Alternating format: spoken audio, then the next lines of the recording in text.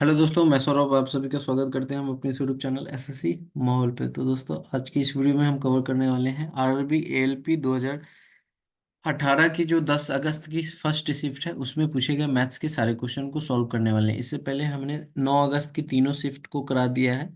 अगर आपने चेकआउट नहीं किया तो कृपया जाके चैनल पे प्लेलिस्ट बनी हुई है आरआरबी टेक्नीशियन एएलपी 2024 करके, वहाँ पे आप जाके चेकआउट कर सकते हैं। तो चलो एक बार देख लेते हैं इस शिफ्ट में कैसे पेपर आए थे और उसको कैसे सॉल्व करना है आराम से इजी वे में।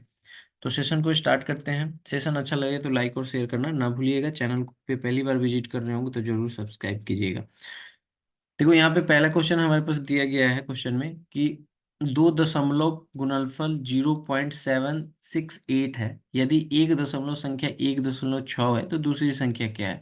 तो कुछ भी नहीं करना है। यहाँ पे हमारे पास जो मल्टीप्लाई करने के बाद जो संख्या आ रही है वो आ रही है 0.6768, और उनमें से एक संख्या हमारे पास 1.6 है। तो इसको डिवाइड कर देंगे तो हमारे पास क्या आ जाएगा, 0.48। ठीक है। तो ऑप्शन नंबर कौन सा सही हो जाएगा, ऑप्शन नंबर एक जो है वो करेक्ट हो जाएगा। ये तो बहुत ही इजी क्वेश्चन था। नेक्स्ट क्वेश्चन पूछा गया है, दो भिन्न का योग जो है 5/6 है। तो इनमें से एक जो है 3/4 है, तो दूसरी क्या होगी। ठीक है। कुछ भी नहीं करना आपको, 5/6 है, इसमें से एक हमारे पास 3/4 है, उसको माइनस कर लेना है। तो हमारी जो है दूसरी आ जाएगी। तो यहाँ से एलसीएम हमारे पास आ चुका है। एलसीएम हमारे पास आ चुका है 24, नहीं सॉरी 12। ठीक है। 12 एलसीएम आया और यहाँ पर हमारे पास हो गया 10 - 9। ठीक है। यानी कि 1/12 जो है वो दूसरी संख्या है, जो कि ऑप्शन नंबर कौन सा सही हो जाएगा, ऑप्शन नंबर कौन सा हो जाएगा, दो जो है सही हो जाएगा। अब कैसे होगा सो देखो, अगर कुछ बच्चों को नहीं समझ में आ रहा होगा तो जैसे कि दो संख्या है, पहली संख्या x, दूसरी संख्या y, और इनका योग जो दिया गया है वो दिया हुआ है 5/6।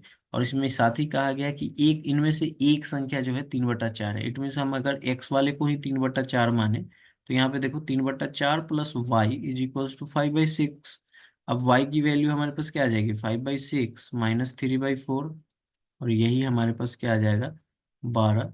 और यहाँ पे 10 - 9, दैट मीन्स 1/12, जो कि हमारे पास ऑप्शन दो सही हो जाएगा। ठीक है। नेक्स्ट क्वेश्चन क्या कहा गया कि वीर अपनी मासिक आय का 15% घर के किराए पर और शेष का 60% बाकी घरेलू खर्चों पर करता है। यदि वह 2210 रुपए की बचत करता है तो उसकी मासिक आय कितनी होगी। तो देखो यहाँ पर क्या कर रहा है वो, 15, उसकी जो है ना वो अपने आय में से 15% जो है घर घर के किराए पे खर्च करता है, और जो 85% बचता है उसमें से उसके 60% जो है वो खर्च कर देता है। कहाँ पे, अपने घरेलू खर्चों पे। तो देखो, एक तो हम मान लेते हैं कि अगर कि यहाँ पर आप देखो कि 100% अगर यहाँ पर इनकम हुआ, ठीक है, 100% में उसने क्या किया कि 15% घर पे खर्च कर दिया, तो हमारे पास बचा 85%। और 85% में से फिर 85 का हमारे पास क्या आया भैया, 60/100, यानी 60%। तो 20×3 = 60, 20×25 = 100, 17×5 = 85, 17×3 = 51। यानी कि 85 में से 51 अगर हम माइनस कर दे तो हमारे यहाँ पर क्या आ जाएगा, 55 हो जाएगा, और ये 3 यानी 34% जो है वो यहाँ पर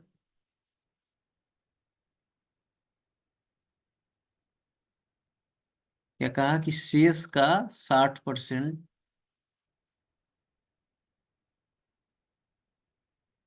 वो खर्च करता है। ठीक है। क्लियर है।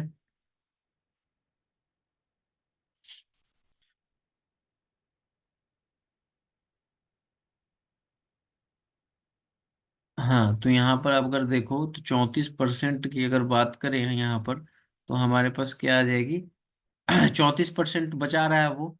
अब 34% की वैल्यू हमारे पास क्या दी हुई है, 34% की वैल्यू हमारे पास दी हुई है 2210।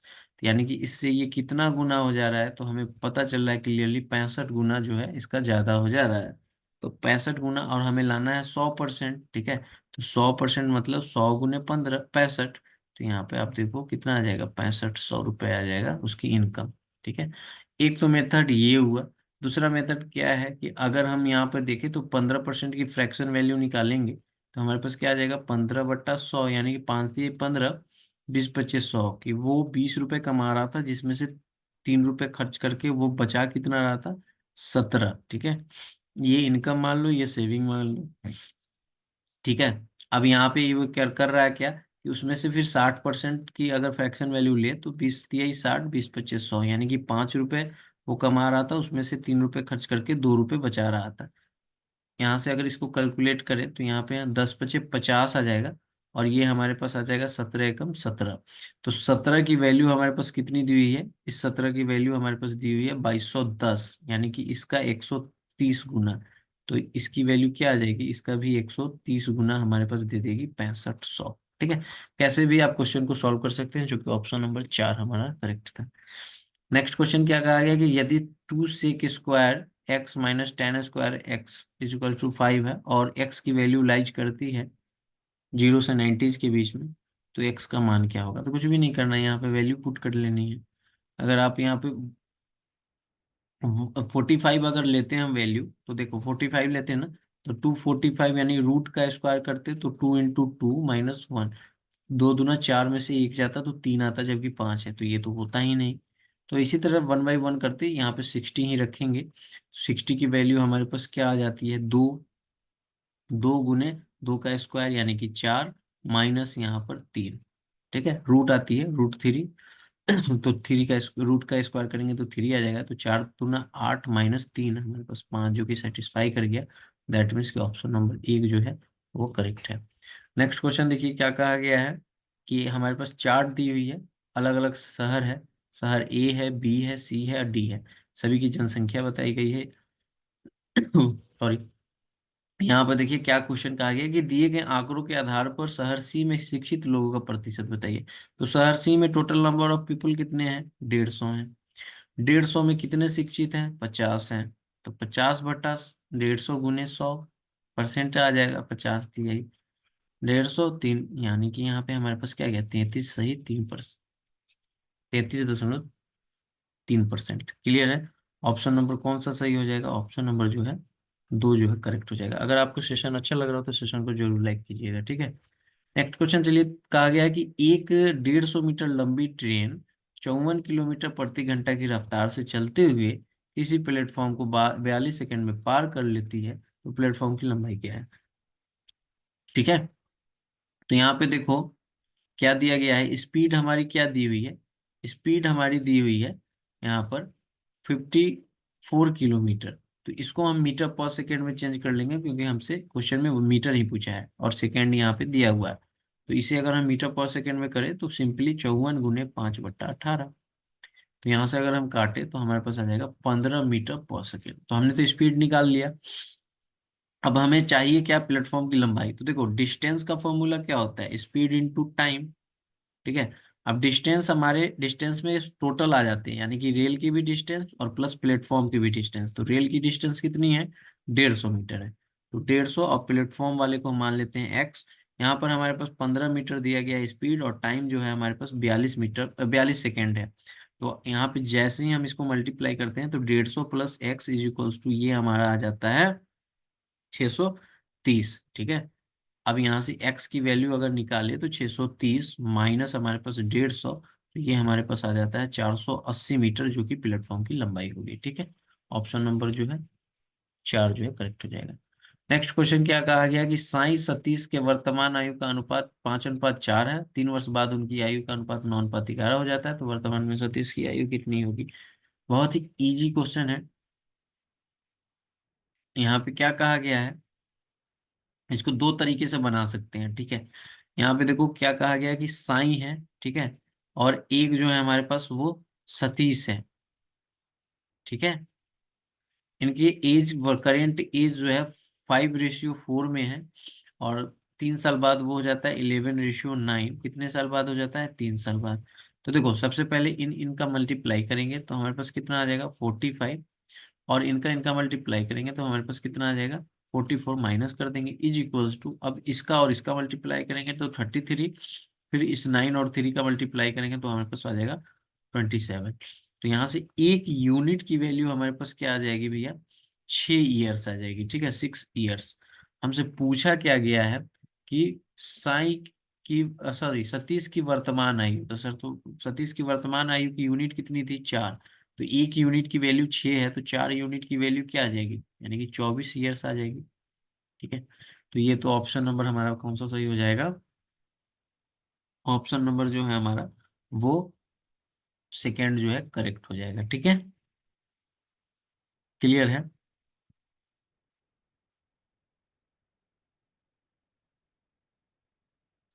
दूसरा मेथड मैं आपको क्या बता रहा था, यहाँ पर वो भी देख लो। यहाँ पे देखो साई है और रेशियो हमारे पास सतीश है। ठीक है, आपको जौन सा भी मेथड आपको अच्छा लगे वो आप मेथड यूज कर सकते हो। क्या रेशियो दिया गया है, 5:4 और 11:9। बहुत ध्यान से देखिएगा, इन दोनों के बीच का गैप क्या है, हमारे पास 1 है, और इन दोनों के बीच का गैप क्या है, 2 है। अब इस दोनों को बराबर करेंगे तो कैसे करेंगे, इसमें हम 2 से मल्टीप्लाई कर देंगे और इसमें हम 1 से मल्टीप्लाई कर देंगे। ठीक है, तो हमारे पास क्या आ जाएगा, ये आ जाएगा, अब 5 दूना 10 बन जाएगा ये। ठीक है, तो ये हो गया 10, और ये आ जाएगा 4 दूना 8। तो 10 रेशियो से 11 रेशियो होने में कितना साल लगा है, और 8 रेशियो से 9 रेशियो होने में कितना साल लगा है, तो 3 साल। ठीक है, क्लियर है। तो दोनों के बीच का जो हमारे पास है, यानी कि आप देख सकते हो ये इससे 1 साल, और ये रेशियो 1 यूनिट का अंतर है, तो 1 यूनिट की वैल्यू कितनी आ गई है, 6 आ गई है ना। तो यहाँ पर जो मल्टीप्लाई जो किए थे ये, तो इसको हम मल्टीप्लाई करेंगे तो हमारे पास, सॉरी, यहाँ पर हमारे पास 1 यूनिट की वैल्यू क्या आ गई है, 3। ठीक है, अब हमारे पास क्या पूछा है, करेंट एज सतीश की, तो कितनी यूनिट है, 9 यूनिट, 8 यूनिट, 8 गुने 3 हमारे पास कितना आ जाएगा, 24 ईयर्स। ठीक है, तो कैसे भी आप इस क्वेश्चन को सॉल्व कर सकते हो। नेक्स्ट क्वेश्चन पे चलते हैं। कहा गया कि यदि किसी वस्तु के 60 रुपए में खरीद कर उसे 25% लाभ पर बेच दिया जाता है तो विक्रय मूल्य क्या था। तो इस क्वेश्चन को आप फॉर्मूला से भी सॉल्व कर सकते हो। जैसे विक्रय मूल्य बराबर होता है क्रय मूल्य इंटू 1 प्लस प्रॉफिट अपॉन 100। यहाँ पे हमें पता है कि ये 60 है, 1 प्लस यहाँ पे 25/100, और इसे अगर हम काटे तो 4×5 = 20, यानी कि कह सकते हैं कि 60 × 5/4। कैंसिल आउट करेंगे तो 15, 15 × 5 75 आ जाएगा, 75। एक तो ये मेथड हुआ। दूसरा मेथड आप देखो शॉर्ट ट्रिक से, 25% की फ्रैक्शन वैल्यू 25/100 हो जाएगी, तो 25 × 4 = 100, यानी कि हम कह सकते हैं 1/4। कहने का मतलब कि हम 4 रुपए में खरीद रहे थे, उस पर एक ही प्रॉफिट होके 5 रुपए में हम बेच रहे थे। तो 4 रुपए में खरीद रहे थे, 5 में बेच रहे थे, बट हमें क्या पता चला कि 4 रुपए में हम नहीं खरीद कर हम खरीद रहे थे भैया 60 रुपए में। इससे कितना गुना ज्यादा, 15 गुना ज्यादा, तो 60 हो गया। तो कहीं ना कहीं जो बेच रहे होंगे इसका 15 गुना ज्यादा, और वो भी 75 रुपीज हो जाएगा, जो कि ऑप्शन नंबर कौन सा सही हो जाएगा, 3 जो है करेक्ट हो जाएगा। नेक्स्ट क्वेश्चन क्या कहा गया कि पहली 5 त्रिकोणीय संख्याओं का माध्य क्या है, ये हमें बतानी है। तो देखो कैसे त्रिकोणीय संख्या निकलेंगे, एक, एक में हम क्या करेंगे, 2 जोड़ेंगे तो 3, 3 में 3 जोड़ेंगे तो 6, 6 में 4 जोड़ेंगे तो 10, 10 में 5 जोड़ेंगे तो 15। अब इन सब का माध्य पूछा है, तो 3 और 4, 3, 1, 4, 6, 10, 10, 20, 15, कितना आ जाएगा, 35। संख्या कितनी है, 1, 2, 3, 4, 5, 5 से डिवाइड कर देंगे, 7 आ जाएगा। ठीक है, नेक्स्ट क्वेश्चन क्या कहा गया है कि कृष पार्थिव से 5 वर्ष छोटा है, और 8 वर्ष पहले कृष्ण के उम्र का 3 गुना पार्थिव की उम्र के 2 गुने से 10 वर्ष, 10 वर्ष ज्यादा है। ठीक है, ज्यादा है, तो क्रिस की वर्तमान आयु क्या है। ठीक है, तो देखो यहाँ पे हम मान लेते हैं पार्थिव की एक्स, क्रिस की हमारी क्या आ जाएगी भैया, क्रिस की आ जाएगी x-5। अब इसमें क्वेश्चन में क्या कहा है कि 8 वर्ष पहले, मतलब इससे 8 वर्ष पहले, इससे भी 8 वर्ष पहले, इट मीन्स कि ये हमारे पास आ गया x-8, और ये आ जाएगा x-13। ठीक है, क्वेश्चन क्या कह रहा है, अकॉर्डिंग टू क्वेश्चन कि 8 वर्ष पहले उनकी उम्र का कितना हो जाता है भैया, 3 गुना। ठीक है, यानी कि ये 3 गुना हो जाता है x-13, और यहाँ पर ये इसका कितना गुना हो जाता है, x-8 का 2 गुना से 10 वर्ष ज्यादा। तो ये 3x-39 = 2x-16 + 10। यहाँ पे हमारे पास क्या आ जाएगा, 3x, यहाँ पर 2x इधर आ जाएगा, माइनस हो जाएगा, और यहाँ पर आपके जो है -6 और ये +39 आपके यहाँ पे ऐड हो जाएंगे। तो यहाँ से x की वैल्यू हमारे पास क्या आ जाएगी, 33 आ जाएगी, जो कि हमने किसकी मानी थी, पार्थिव की। ठीक है, पार्थिव की हमने क्या मानी थी, x मानी थी, और इसकी x-5 मानी थी। हमसे पूछा क्या गया है, क्रिस की वर्तमान आयु, तो यानी कि 33 - 5 हमारे पास क्या आ जाएगा, 28 ईयर, जो कि ऑप्शन नंबर कौन सा सही हो जाएगा, एक। नेक्स्ट क्वेश्चन देखिए क्या कहा गया है कि यदि cosec theta plus cot theta is equal to 2 है, तो कॉट थीटा की वैल्यू हमें बतानी है। ठीक है, तो देखो यहाँ पर आप या तो वैल्यू पुट करके बना सकते हो, ठीक है,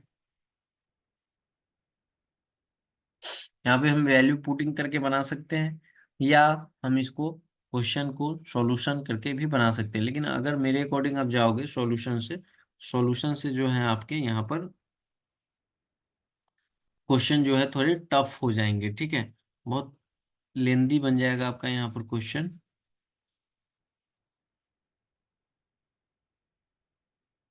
ठीक है, यहाँ पर अगर हम देखें तो ये हमारे क्या दे देता है, कौशिक मीन्स हो गया H/P, और यहाँ पर हमारे पास हो गया B/P। ठीक है, ये हमारे पास होता है। ठीक है, तो अगर हम इसको ऐसे सॉल्व करें, देखो ये आप पॉइंट वैल्यू पुट करके भी कर सकते हो, बट इसको अगर हम सॉल्व करें मेथड से तो कैसे सॉल्व होगा। ठीक है, चलो मैं आपको मेथड वाली बताता हूँ।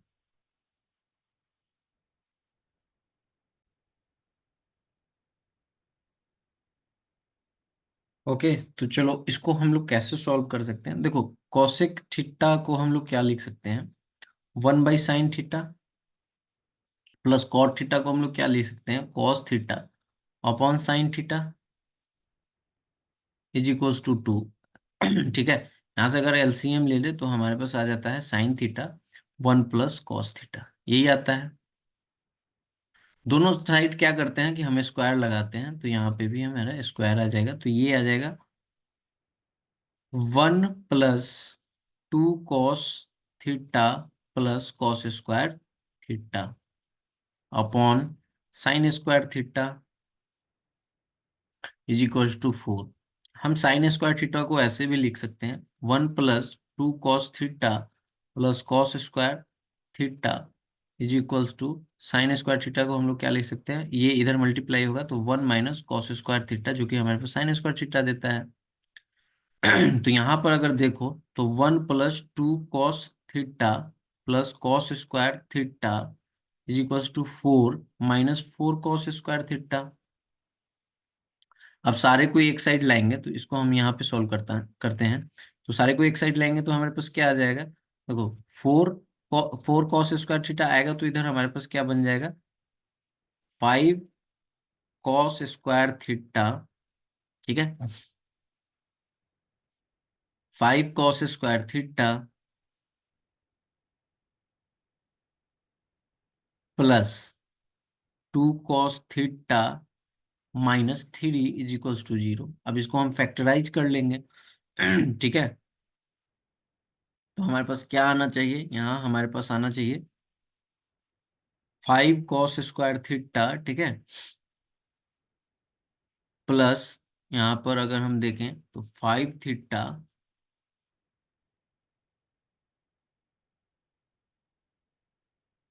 तो हमारे पास जो है ना माइनस आना चाहिए। ठीक है, क्लियर है, तो हम ऐसे कर सकते हैं -5 cos theta plus 3 cos theta.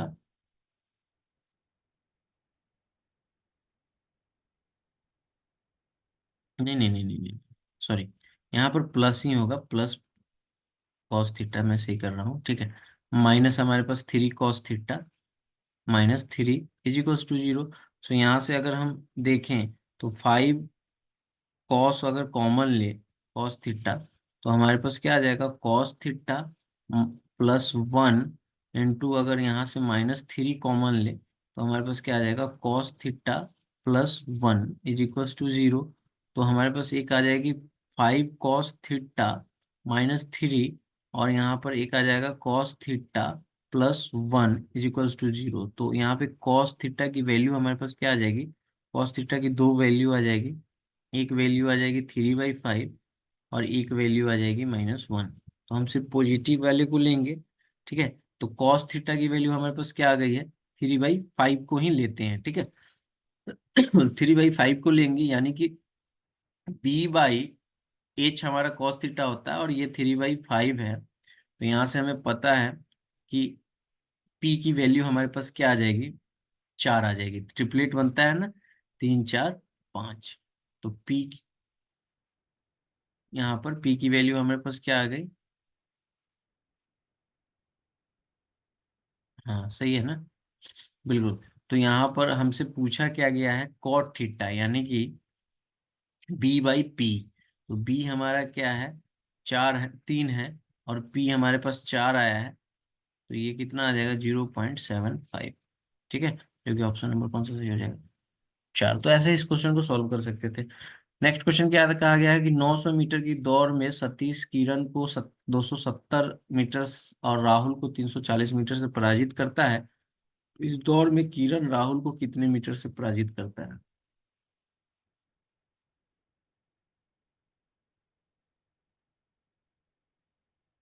ठीक है, इस दौड़ में किरण जो है राहुल को कितने मीटर से पराजित करता है, ये हमें बताना है। ठीक है, देखो क्या कहा गया कि 900 मीटर की दौड़ है और इसमें 3 पार्टिसिपेंट है।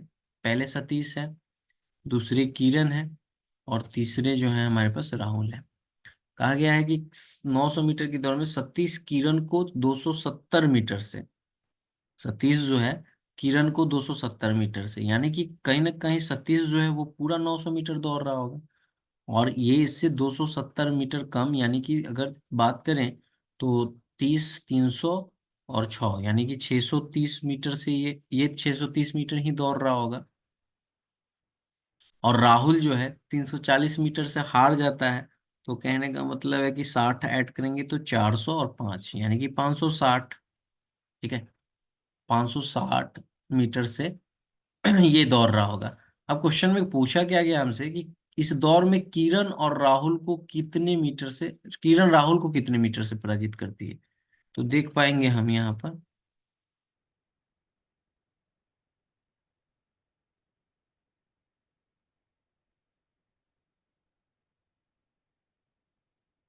यहाँ पर हमारे पास जो है किरण और राहुल का ही पूछा है ना।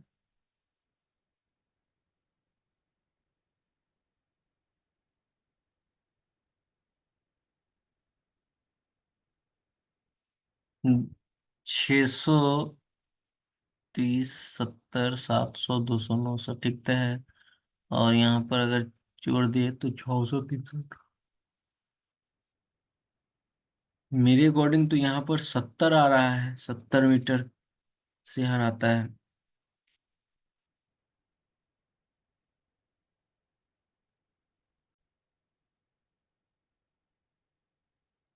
जस्ट वेट 1 मिनट, मैंने कुछ मिस्टेक्स किए होंगे। अच्छा अच्छा, देखो यहाँ पे क्या क्वेश्चन में कहा गया है, मैं क्वेश्चन को समझा नहीं हूँ यहाँ पे देखो क्वेश्चन में क्या कहा है, तो इसको अगर हम क्रॉस मल्टीप्लाई करें तो यहाँ पर अगर हम इसको काटें तो 10 से तो 10 कैंसिल हो गया। 7×9 = 63, 7×8 = 56। ठीक है, दौर कितने का है? 900 का बनाना होगा तो 900 आ जाएगा, और ये कहीं ना कहीं इसका 100 कितना आ जाएगा भैया? 800। यानी कि कितने मीटर से हरा रहा है? 100 मीटर से। वही मैं सोचूं कि कैसे नहीं आंसर मिल रहा है। ठीक है, तो ऑप्शन नंबर जो है 3 जो है करेक्ट हो जाएगा। ठीक है, वह भिन्न ज्ञात कीजिए जो 4/7 से उतना ही अधिक है जितना वह 5/6 से कम है। ठीक है, हमें क्या करना है कि उस भिन्न को ज्ञात करना है जो, कुछ भी नहीं करना है इसमें, क्या करना है ना आपको, 4/7 से प्लस कर दो आप 5/6, डिवाइड कर दो 2 से। ठीक है, यहाँ पे हमारे पास क्या आ जाएगा भैया? 42 आ जाएगा एलसीएम, और यहाँ पर 6×4 = 24 प्लस 30/2।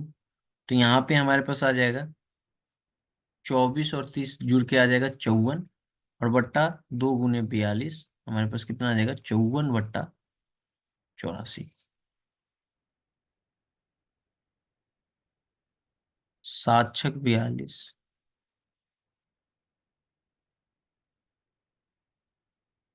54 ही है ना?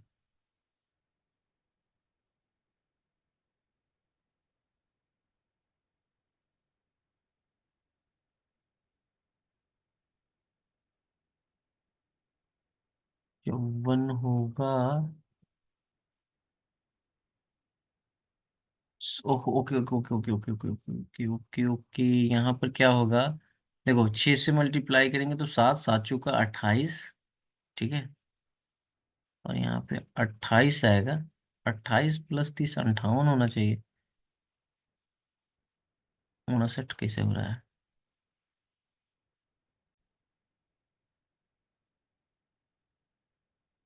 यहाँ पे मैंने कैसे किया, कुछ कैलकुलेशन गलत कर दिया क्या? 6 से दिया, 7 × 28। 7 से देंगे, सॉरी 6 से ही देंगे ना, तो 7 × 5 = 35 होगा। मैं यहाँ कर रहा हूँ, तो ये बिल्कुल यहाँ पे आ गया भैया।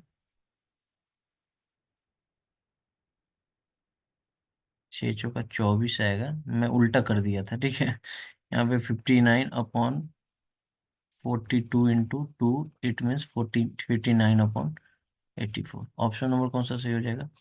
दो। कभी कभी देखो, यही सिली मिस्टेक्स होते हैं जो हम लोग कर देते हैं, और पेपर में हमें लगता है हम सही करके आए हैं, बट गलत हो जाती है आंसर। यहाँ पे देखो, नेक्स्ट क्वेश्चन क्या कहेगा, 10% लाभ को मिलाकर किसी वस्तु का विक्रय मूल्य 440 रुपए था। 370 रुपए में वस्तु बेचने के लिए कितने प्रतिशत की हानि होती? ठीक है, तो देखो क्वेश्चन में क्या कहा है कि 10% लाभ मिलाकर वस्तु का विक्रय मूल्य कितना है भैया? 440 रुपए। तो फ्रैक्शन वैल्यू से अगर निकालो तो 10% की फ्रैक्शन वैल्यू हमारे पास क्या आ जाएगी? 10/100, यानी कि 1/10। कहने का मतलब कि वो 10 रुपए में खरीद रहा था, और उस पे एक की प्रॉफिट लेके वो कितने पे बेच रहा था? वो बेच रहा था 11 रुपए में। बट क्वेश्चन में क्या कहा गया कि 11 में ना बेच के वो कितना गुना में ज्यादा बेच रहा था? वो 40 गुना ज्यादा है, यानी कि 440 रुपये में बेच रहा था। तो कहीं ना कहीं ये भी जो है 40 गुना ज्यादा में खरीदा होगा, और ये 400 में खरीदा होगा, और बेच कितना में रहा था? 440 रुपये में, तो 10% का प्रॉफिट हो रहा था। अब कहा गया कि नहीं भैया, अब 370 रुपये में बेचते हैं। ठीक है, तो 370 रुपये में बेच रहे हैं, तो इससे 370 रुपये में बेच रहे हैं, तो हमारे पास कितने रुपया हो रहा है? 30 रुपये। ठीक है, खरीदे कितना थे? 400 में। परसेंटेज निकाल लेंगे तो ये कट जाएगा यहाँ पर। ठीक है, और यहाँ पर अगर ये कटेगा तो हमारे पास कितना आ जाएगा? 7.5% की हानि होगी। क्लियर? ऑप्शन नंबर कौन सा सही हो जाएगा? एक। नेक्स्ट क्वेश्चन सिंप्लीफिकेशन का है। क्या कहा गया? -4। ठीक है। तो देखो, माइनस ये और ये माइनस क्या आ जाएगा? प्लस। ठीक है, प्लस और ये माइनस, यानी कि 19 माइनस जो है हम लिख सकते हैं -4, और यहाँ पर हो जाएगा 19 - 16। ठीक है, तो यहाँ पे हमारे पास क्या आ जाएगा? -4 × 3, दैट मीन्स -12। ऑप्शन नंबर कौन सा सही हो जाएगा? ऑप्शन नंबर 4 जो है करेक्ट हो जाएगा। नेक्स्ट, यहाँ में से पूछा गया है कि निम्नलिखित में से कौन सा परफेक्ट स्क्वायर है? तो सिर्फ क्लियरली देखने से पता चल रहा है 441 जो है परफेक्ट स्क्वायर है। दीप्ति ने 175 रुपये में कपों का एक सेट खरीदा, परंतु पुराने स्टॉक को खत्म करने के लिए उसने इसे 161 रुपये में बेच दिया। दीप्ति को कितने प्रतिशत की हानि हुई? 175 में खरीदी थी, 161 में बेची, कितने लॉस हुआ? 14 रुपए का। कितने पर? 175 पर। परसेंटेज के लिए कितनी पर? 100 से मल्टीप्लाई। 25 से काटेंगे तो 25×7 = 175। 25×4 = 100। 7 से काटेंगे तो 7×2 = 14, 4×2 = 8, यानी 8% की हानि हुई। क्लियर है? नेक्स्ट क्वेश्चन क्या कहा गया है कि ये चार्ट प्रति वर्ष औसत वेतन 2001 से 2006 के दौरान कितना था?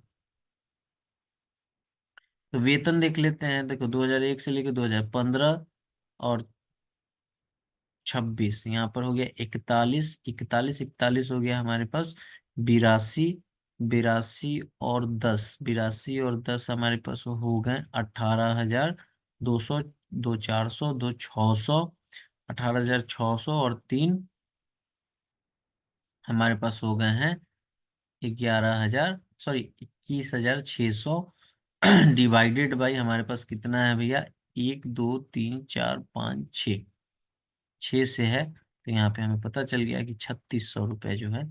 ऑप्शन नंबर कौन सा सही हो जाएगा, डी, 4। ठीक है। तो देखो ये कुछ क्वेश्चन थे हमारे पास जो कि हमने आपको सॉल्व करके बताएं। ये हमारे 10 अगस्त के पहले शिफ्ट के क्वेश्चन थे। सेशन कैसा लगा जरूर कमेंट करके बताइएगा।